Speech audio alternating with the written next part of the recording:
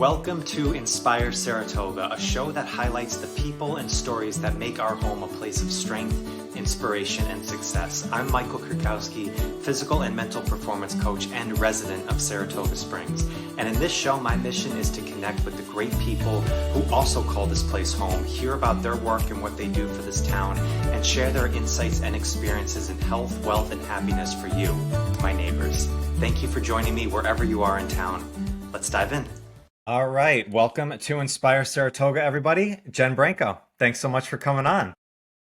Hi, thanks for having me. Yeah, no, I really appreciate it. It was a great referral and got a chance to check out everything that you're doing with the Noble Edit, which is, I'm always fascinated with things that I really don't know anything about at all, and people that are doing really Mhm. cool things outside of my out of my scope. So to have you come on and talk about fashion, this should be really interesting. So I appreciate it.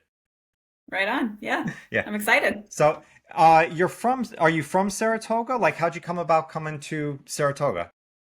No, I'm actually from Richmond, Virginia. Moved to the Saratoga area in the beginning of 2013.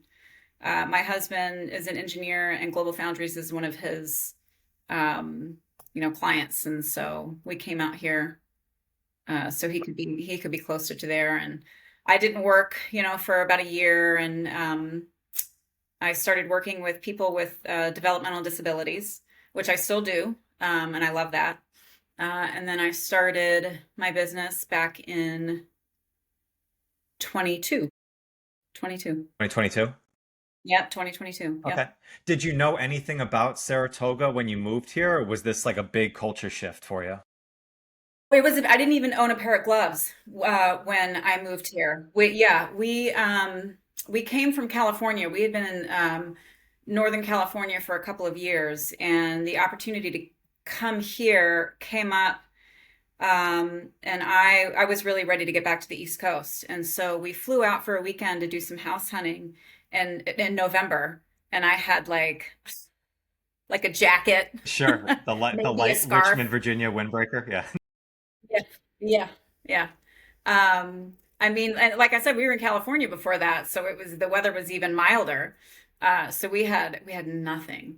And so by the time we moved here, it was January and it was snowing, and that's not something that I have a whole lot of experience with, or at the time I had a whole lot of experience with. So yeah, it was a big change.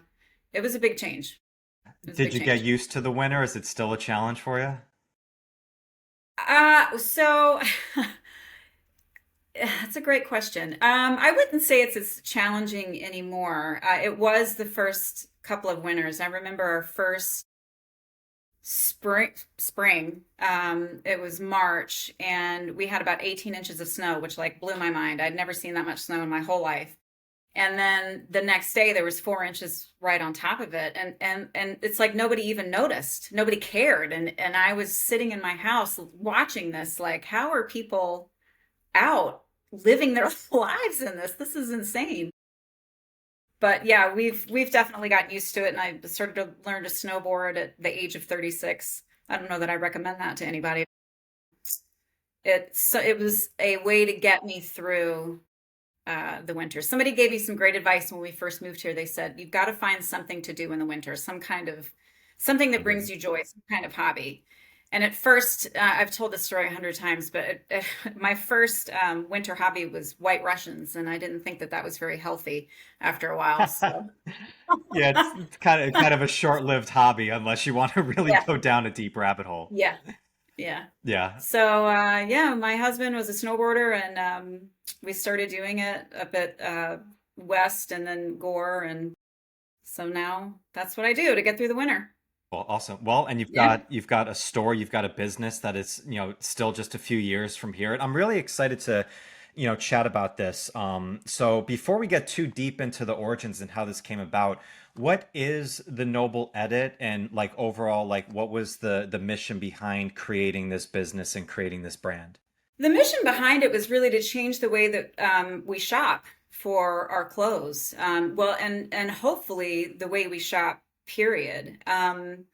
I read a book. It was called Overdressed: The High Cost of Cheap Fashion by Elizabeth Klein. I've always been into fashion, always been into clothes, but I was a fast fashion consumer. And this book really changed the way that I shopped. It opened my eyes to how destructive the fast fashion industry is, how damaging it is for our planet, the people that are exploited to make it, and really the effect that it has, I believe, on our psyche. I mean, I think it's changed the way that we look. I think it's changed the way that we feel about ourselves. We're always, if you're into fashion, if you're into that sort of thing, which I always have been, you're constantly chasing this like unattainable image, to keep up with the trends and to always, look a certain way. And it's exhausting for one. And I think it's damaging. And that book really opened my eyes to it. And I realized I didn't really have a personal style. And once I started to slow down and really pay attention to what I was buying and what the clothes I was buying was made from and where they were made from and the brands that were making them, I started to discover that I I started to find my own style. Like I felt that I was dressing better. I felt better. I looked better. But it was really frustrating finding these items that I wanted because, of all the amount of research that I was putting into it. And I was really wishing for a store, a place that where everything that was available to me, I knew was made from eco-friendly materials and that was produced out of, fair practices. And so that's where I came up with the idea to just do that and open that shop. What is fast fashion? What does that mean? Fast fashion is are large companies that produce X amount of styles per. Sometimes it's even per week. Some of these huge fashion companies, like everyone's talking about Shein and Temu right now, they come out with thousands of new styles weekly. I think. I mean, it's wild, and they fall apart within just a few washes. Um, Old Navy. I mean, I hate to like throw companies under the bus, but um, you know, Old Navy and Target and Walmart and just these readily available, uh, trendy companies that just push out mass amounts of products at all times is really what I would consider fast fashion. What did the book, was this book recommended to you? Did you kind of find this on a whim? Like, how did this come about? Where was this something that you knew like you wanted to know more about this, or was it really like a major like light bulb shift in your mind when you read this information? It was recommended to me. I mean, I was aware of fast fashion and how not quite aware of how bad it really was. But just the amount of clothing that was being produced and I was starting to feel like I was explaining earlier, like I couldn't ever keep up, and I was never satisfied with the way that my wardrobe was turning out. I was never satisfied with what I was wearing outside. Um, and I had a girlfriend of mine back in Virginia who recommended the book to me, and I read it, and then it was the light bulb that went off, and I was like, oh my gosh, what have I been doing? Why have I been shopping this way?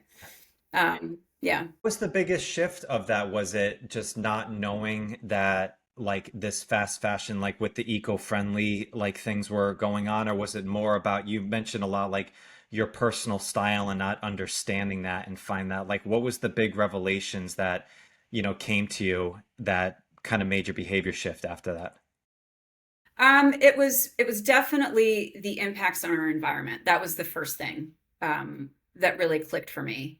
It just seems so unnecessary to buy so many pieces of low quality clothing, and knowing that they always end up in a landfill is what really started to open my eyes. And what they're made from.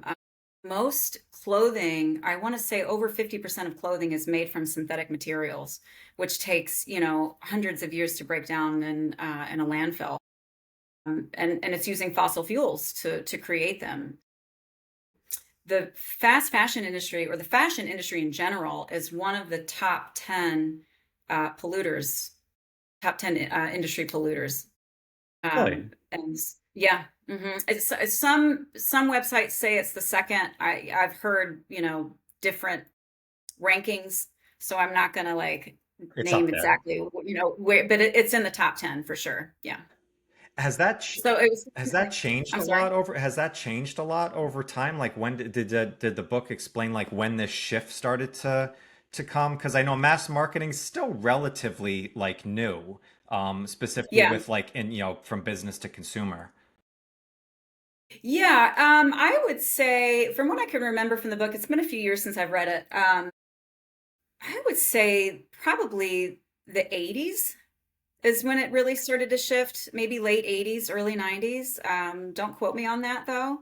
But I remember, as a teenager, I'm a 90s kid, Gap was huge. I think Old Navy maybe had come out American around that Eagle, time as well. Aeropostale. American Eagle, Yep. yeah, Abercrombie, Hmm. all those stores. So that's when I remember it coming about and being such a big deal, and wanting to get those brands. Um, we we consume so much more, even from 30, 40 years ago. We just consume so many more clothing, or so much more clothing than we did, back in the 70s and 80s, and maybe even the 90s. So, yeah. So after that, was like more of a personal mission, like you said, starting to like look at things a little bit deeper of what you were wearing and fashion. When did it start to shift for you of like maybe this is something I want to actually go into business with and start working to kind of give this information and these ethics to other people? That's a great question. Almost right away. I mean, I I've kind of struggled career-wise. I've I've had several jobs. Once I had kids, I stayed at home for a while with them because it just made sense for me to do so. Um, and I never really found anything that I loved, that I really, really loved doing, with the exception of one job I did have. I was an event director for a retirement community, and I loved that job, but my job was phased out once we moved. Anyway, so I got, I'm in my 40s, and I started to get that feeling, almost like a midlife crisis kind of thing. I was like, I really want to do something that I love. Um, for a long time, I think I felt like fashion was shallow, and I like it wasn't meaningful.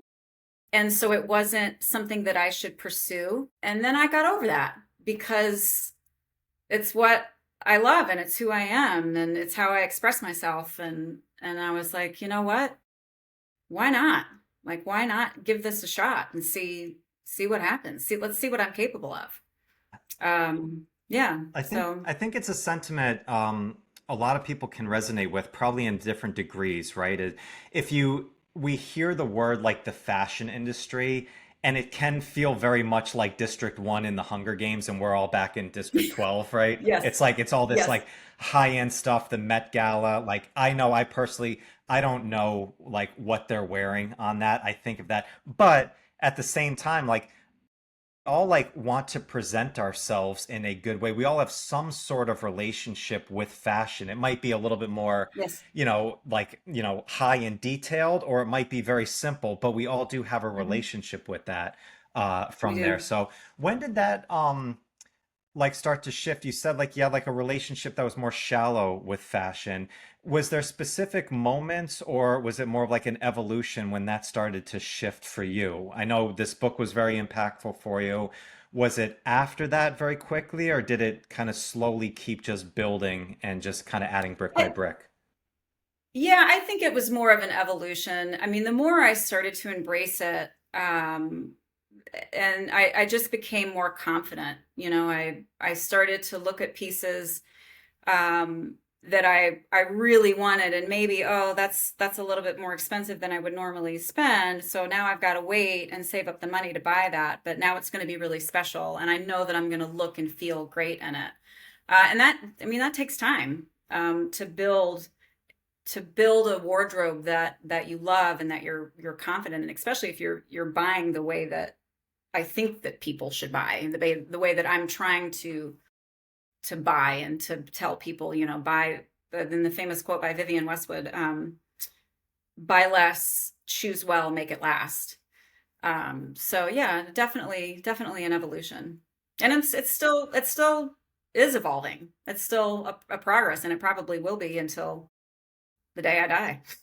Well, yeah, well, that's like anything that has some deep value to us. It's an ever evolving mastery from there. Yeah. What was the like pieces, like the step-by-step process of creating the Noble Edict? Because now it's like it is a brick and mortar store. It's in Troy right now. It's a women's boutique from there. What was the process like for you of getting it off the ground until eventually now like building up? What was the most challenging pieces of it? Was it the creative process? Was it kind of keeping within the ethical like means, or was it something kind of completely else from there? Um, it's very challenging to find pieces that meet my standards, especially as a new business owner. Um, Trying to find brands who would even give me a chance, really, to sell.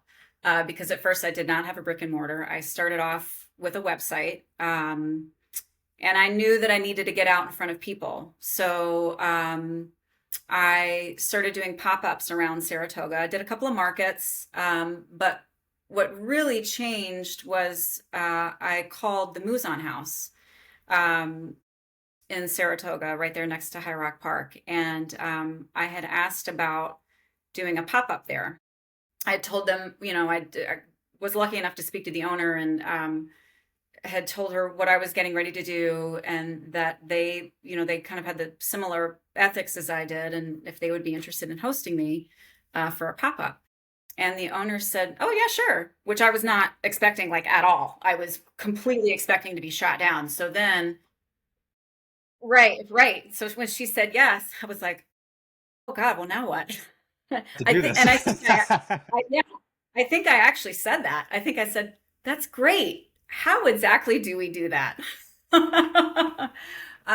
Fortunately, the owners of the Muzon House and all the staff there are just lovely, wonderful, accepting people. And we kind of went through it together. And I had a Mother's Day pop up where we did a brunch and a sip and shop. And I set up my little rack in there with my little rug, and I had a table with jewelry. It was very, very small, and it was great. I had, a lot of friends show up, of course, and they had lots of people come in for Mother's Day brunch, and people shopped for me. They bought for me, which was like, I just couldn't believe it. That people I didn't know were buying from me. Oh my God, it was amazing. Um, and I did pop-ups there a couple of times over that summer, and like I said, I did a couple of markets, and then they actually invited me to move in with them. Um, Into their little, they had a space that was a shop. They had turned part of their dining area into a shop during COVID. And I moved in there for about a year, and I opened up on the weekends, and it was great. It was great. And then the opportunity came up in Troy, and I took it, and that's where I am today. So yeah. What was the initial feedback like when you started talking to more like the general pop about this? Was this a shock thing? Do a lot of people know about like this, like what's going on in the fashion industry, like in fast fashion and stuff, or was this like a kind of more of an eye-opening thing for a lot of people? That's, I'm not really sure how to answer that. Personal experience. Yeah, I mean, I think, I don't think it's a shock for most people. Well, for shoppers, I guess. I don't know that it's a shock. I just don't. I think it's getting the message of spending more to get more, or that's not exactly what I want to say. I'm sorry. Spending a little bit more to get a better quality item. Um, people, it's hard to fight that mentality. People just want what they want right then and there and as much as they can get. You know what I mean? So many people just don't, I don't know that they care how it's made. And so getting people to care is what is challenging.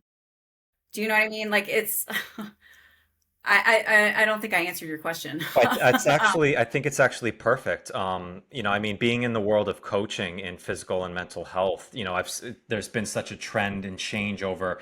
There's so much information and knowledge out there that we're just getting Yeah. bombarded, like we're just buried in information about stuff all the time, and it's just consuming more and more. Grab this program, grab this. Oh, I'm going to grab this supplement and stuff. Where all kind of intrinsically know that the things that really get you the most healthy, they're very simple answers. They're just not very Mhm. sexy. They're just not very, kind of like open. And I think there's probably is some resonance with that in the same industry. It's like where, especially with fashion, as you said, it's like new shit's coming out all the time, and it's All the like, time. and this person wore it because they got, published by Timu or whatever. So now that's the new thing, and it's always this constant adding of stuff in.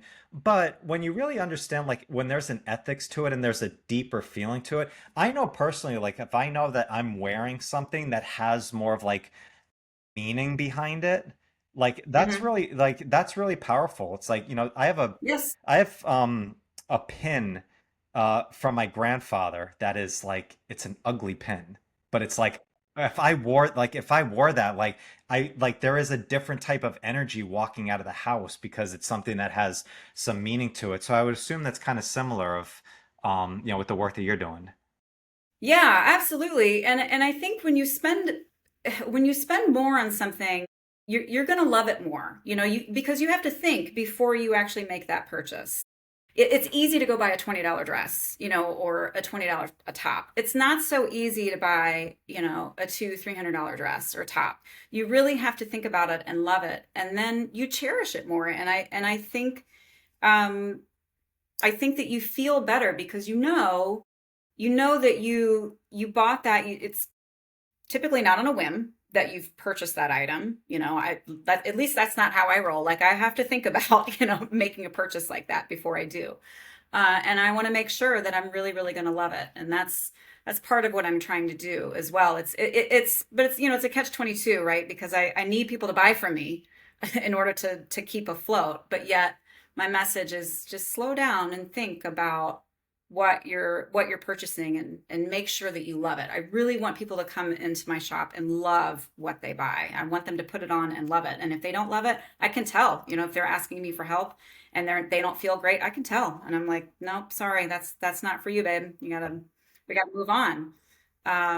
So yeah, you're right. I mean, this necklace I'm wearing right now, this is my Norfolk mermaid necklace, and this was a gift to me when I worked at that retirement community that I was talking about earlier. I've had it for almost 20 years, and I love it. It's so special. It means so much to me. So yeah, And I think I know exactly. everybody has one of those things, right? It's like it's Hmm. there. It has a different meaning to it. Oh, I Yeah. love that. So when you have like these and anybody who starts a new business, understands the challenges that come with it. It's a bumpy road in many different ways from there. And when you're doing something that is super ethical and has, assume there's like some consumer knowledge that comes with it as well. It could be very easy to just trend off and veer off that path. Like, how's it been like of like staying grounded to the mission of doing this, even in like challenging times? Have you had some experiences of like that that have come up? Yeah, it's hard because I want to grow and get more brands, and it's difficult to, like I've said before, it's really difficult to find the brands that meet my standards. And I've made mistakes before. There's a brand that I carry that, and this is no disrespect to the brand. I love this brand, but I try not to carry a lot of synthetics in my shop. Some blends, depends on the garment, I'm okay with. But, I ended up buying a bunch of a bunch of this piece of apparel that was mostly or half synthetic, and it's because I wasn't paying attention. I just trusted what I was buying, and I liked them, and now I have them. So yeah, it's not easy, and I've made mistakes, and I know I'll make them again. But the other thing that I say this a lot on my social media, it's not about perfection, because I think that if we strive for perfection, we're ultimately going to fail. It's smaller choices that are just better. There are certain things that I can't think about, like my footwear. I have, I'm 46. I have plantar fasciitis. I had surgery on my foot about 5 years ago. I have to wear what's comfortable for me. I have to wear what I can stand in and walk in. So it's just, I can't think about where they were made or what they're made from. I have to go with what I can stand in all day. So, it's not a perfect science. It's just doing the best that you can when you can. Well, as the famous, I think, quote by Thomas Sowell is, "There's no solutions, only trade-offs." Yeah. Very similar thing that's going on from there. Yeah. So, okay. Yeah. Yeah. Has the definition of success or kind of progress, has that changed or evolved since you began this venture from early stages with the website into the Mazzone house to now, brick and mortar? I mean, you've gone some good success here and got a nice, uphill trend from there. Has that evolved or changed at all for you? Yes. Um, for sure. I think that it used to mean monetary, for me, um, because, ultimately that's what I would like to do, is to support myself with this company. But I think for me, at least right now, the fact that I've done it, the fact that I succeeded in opening it and getting to where I am, um, and I mean, I started off so small. I started with a very small amount of money, and I've been able to make it grow from just that little, piece that I started with. And to me, that is what is success. Just being where I am today. And even if I were to close it tomorrow, I would, I mean, it would hurt, and I would be sad, but I would also look at it as a success. I did something way out of my comfort zone. Still, every day it's out of my comfort zone.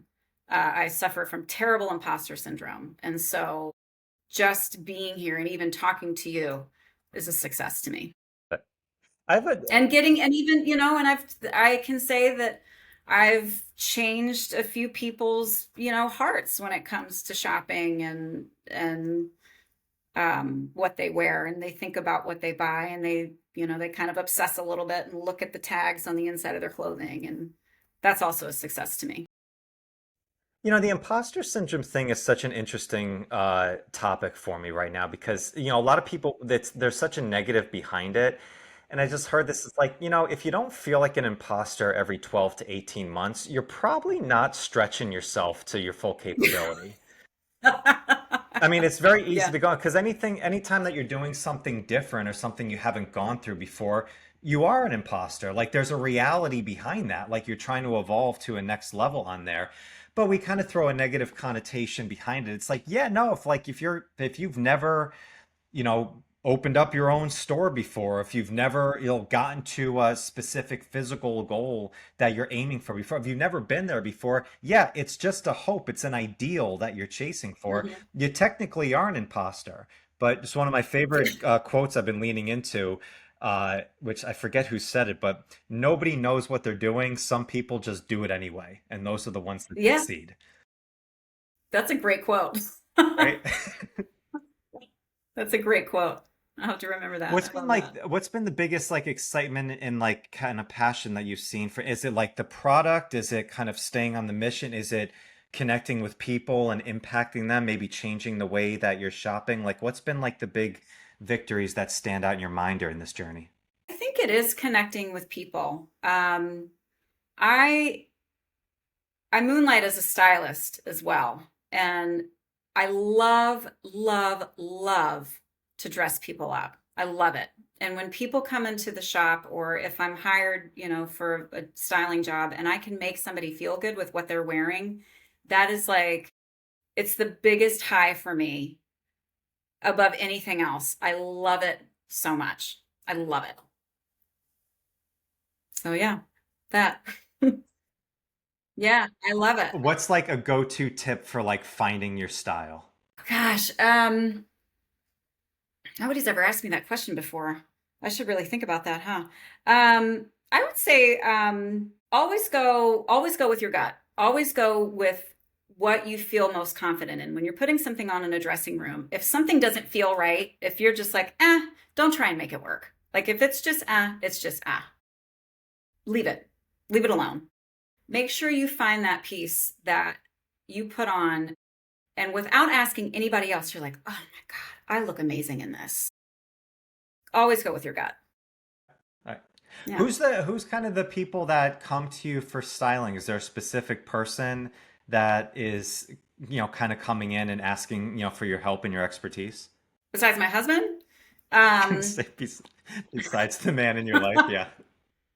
I dress him all the time. um, oh gosh, I mean, I've been doing it my whole life. I've been asked for advice, but all my life. My girlfriends, always my girlfriends. I get texts. What about this? What do you think about this for this event? Or, whatever. Yeah, my friends. Some of the influences that have really helped you along this, has it been mostly people in fashion? Are there some non-fashion influences from business or friends or just, good people that have really helped you along in this way? Yeah, I had some great people help me along. Ashley Campbell, who I know you've spoken to, Ashley, yeah. of Coral and Blue. Yeah, I've known her for several years now, and when I came up with the idea, she was very, very encouraging, and really pushed me to start it, and gave me a lot of confidence. And then Patrice Jenkins, I don't know if you know who she is, but she's also a friend of Ashley's. She has a podcast as well, and she was very, very helpful. Um, in helping me to start and really encouraging me to just to just do it. I mean that was all the advice I got was like you just got to do it. Just do it. You're going to be great. It's going to be great. Just do it.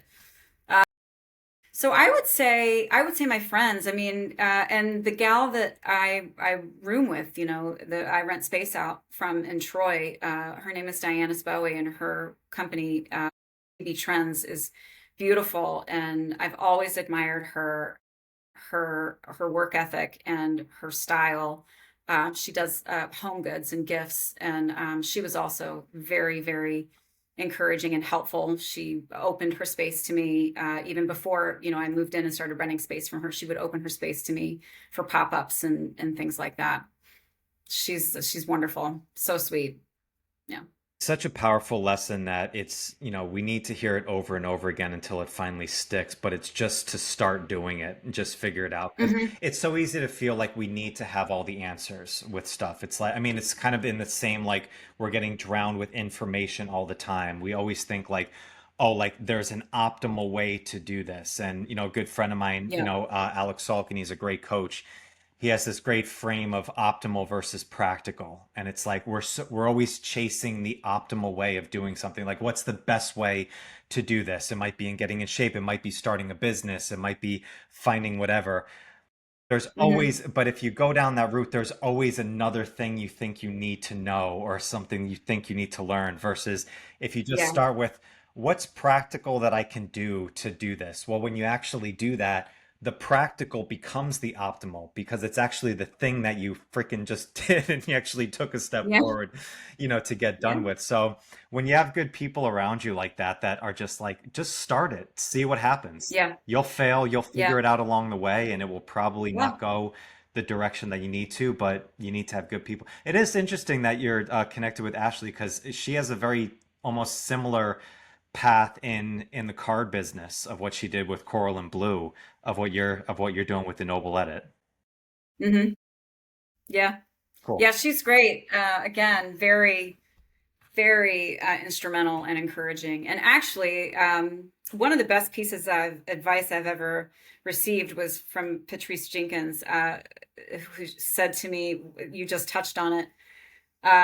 When I was trying to start and figure out how to start, I would fixate on these little things and just be like, what happens when, something like this happens? What do I do then? What do I do? How do I fix it? Or how do I go about it? And she said, you figure it out as you go. And it's so true. You figure it out as you go when you need it. You figure it out when you need it. Best advice ever. It is, and it sucks to hear because you want to know the Yeah. answer to it. Yeah. Right. But It does. yeah. It does. Well, because it's all, I mean, when we look out, like that's where anxiety comes from. It's always the future, and everything is just the worst case scenario in there. When you actually face it Yeah. and that thing does happen, Yeah. yeah, you figure it Yes. out and you go to bed at night, and then it's like, oh, I survived that. I'll figure it out again. So, we see that all the time in and work with physical performance of stuff. It's always well, if I do this, then will I get to this point? This is where I want to be. And honestly, as a coach after 17 years, I'm like, I have no idea what outcome's going to come from it. I know it's going to be Right. positive, but to know exactly where it is, I don't know. I don't have a crystal ball. But why don't you do it, and then we'll Yeah. figure it out along the way as you Right. get going forward. Right. You figure it out as you go. Yeah. I love it. And, there's something else I'd like to mention because you were just asking about, help and when I was getting started. If just in case there's anybody listening who is interested in starting a small business, I utilized the Small Business Association of New York, and that was a great, great resource for me. And my counselor still checks in with me every now and then just to see, how I'm doing and if I need anything. And so that's a great resource to check out.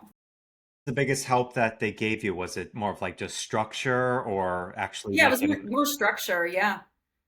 Yeah. I love it. You So sorry, cut out there for a second. happens, yeah. All right.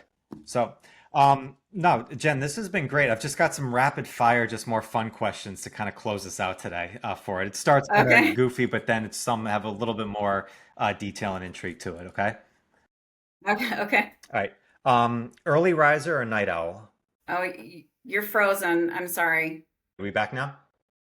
Yes, I think. You're frozen again. Hear me? Okay. Are we good? Yeah, I can hear you. Hear me now? Perfect. Yes, yes, I can hear you now.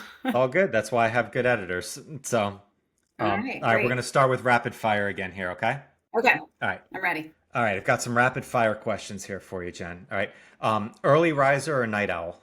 Oh, no, early riser now. Is there a Yeah. favorite hour of the day? Well, something wants to say 11 o'clock in the morning. I don't know why. 11 a.m. The light is, That's a John Stewart line. He says 11 o'clock's the best. You got everything you need to get done through a day, and now you're just waiting for lunch. yeah, yeah. I like it. It's not too hot yet. Yeah, it's a good hour for me. Window or aisle seat? Aisle seat. I hate flying. I don't want to look out there. I don't want to see what's out there. Beach or mountains?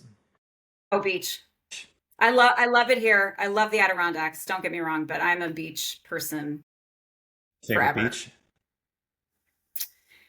I grew up vacationing in the Outer Banks. My grandparents retired there a couple of years before I was born, so I spent, weeks during my summers and every Thanksgiving there. Um, so I love the Outer Banks, but more recently, I have come to fall in love with the Eastern Shore of Virginia, in the Chesapeake Bay. So yeah, really anywhere along the Chesapeake Bay, I'm pretty happy. Good. Sweet or savory? Savory. Okay. Yeah. You have a book, show, something that you've recommended to friends and family more than anything else? I don't know. I guess recently I was yelling at everybody to start watching Yellow Jackets. Have you ever heard of that? That's a wild one. Yeah, I that's like it. it's fun. Yeah, Yellow Jackets or The Bear. I was really into The Bear. Bear is great. It still gives me Yeah. anxiety from my restaurant days. So, Oh, yeah. same. Oh my gosh, same. 100%. Yeah. All right. You told me your best advice from Patrice, which I absolutely loved. What's the worst advice that you ever received? Oh my gosh. I don't. The worst advice. I don't know that I can answer that. That's a thinker. I don't think that's a rapid fire question. I've tried to change this from rapid fire to something else, and I can't figure it out. Yeah, So, yeah. yeah. No, oh wow. Yeah, I'd really have to think about that. I'll give you one mulligan on this, okay? All right. This is Okay. my final one that I always like to close out with, okay? Okay. Who inspires you the most to be the best that you can in your life? Oh, wow. My kids. I mean, come on, my girls. I have two daughters. I have two teenage girls, and they're awesome and amazing, and I want to be the best person I can be for them, and I want them to see that it's possible to chase your dreams and to do what makes you happy. I hope I can convey that to them. Sure you are. I'm sure. Are they into fashion? Yes, my oldest is especially. She's they get caught up in the trends and stuff. It's really hard with teenage girls to try and tell them you really shouldn't be buying these things. Like they're teenagers, they want what they want. But my oldest is very she's very much her own person, and she doesn't really follow trends. She's not afraid to wear something that maybe somebody else wouldn't. But So, yeah. individuality, beautiful. Yeah, Yeah. definitely, definitely. Um, Jennifer Branco, ladies and gentlemen. Jen, I really appreciate you coming on. It's been really cool to hear about the journey that you had and the work that you're doing. I think this is really important stuff that you're doing. Anything that really is Thanks. high value and high ethics, I think is so powerful. And from an industry that I don't know anything about, I learned a lot from this, and I'm sure a lot of other people did too. So thank you. Awesome. Thanks so much for having me. It was really fun. You're a great, great interviewer. Appreciate it. Thank you. So, where can people go to check out your work? What's the best place that we can direct them? Go to my website. It's shopthenobleedit.com. And that's also my Instagram handle. So you can get me either place. We'll put them right in the show notes. Okay. Jen, Okay. thank you so much. Listeners, thank you. I'll catch you guys in the next one. Peace. Thanks, Mike.